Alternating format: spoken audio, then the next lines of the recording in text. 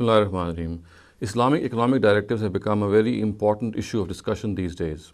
And one of the most important and grave misconceptions which is found regarding these directives is the notion that some of our scholars believe that interest can be taken or charged from non-Muslims. They're absolutely sure that interest is forbidden from Muslims. However, they say on the basis of a narrative that it is allowed to be charged if the non-Muslim is a harbi kafir, which in other words means that a non-Muslim or a kafir with whom Muslims are at war.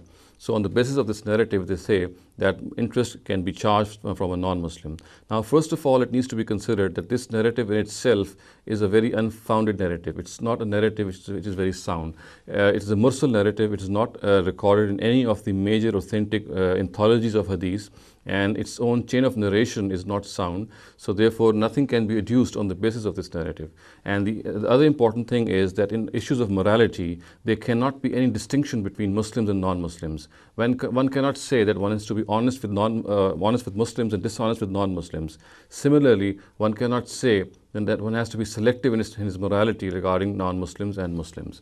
It is absolutely certain that in issues of morality, the treatment has to be the same regardless of the religion of the concerned person. Now, interest in itself is something which is immoral. We ask a person to return over and above what is lent to some borrower. So therefore, in its origin is something which is an unethical contract. It's an immoral contract. And immorality is forbidden regardless of the fact that who the concerned person is. We cannot be selective in matters of morality, and we cannot say that one can be dishonest with non-Muslims, whereas one has to be very honest with Muslims. So just as in this case, we cannot say that honesty or dishonesty has its variations regarding faith.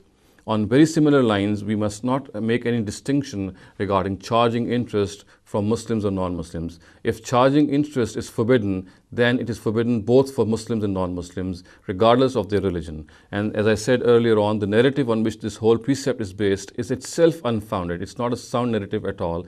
And had it been even sound, then again, as I said, the Quran itself has to reign supreme over all such narratives. The Quran's own morality is that we cannot charge anything. We cannot be immoral. We cannot be unjust with non-Muslims in any case. We have to deal justly as far as morality is concerned, regardless of the fact who the concerned person is. أقول قولي هذا واستغفر الله لي ولكم ولسائر المسلمين والمسلمات.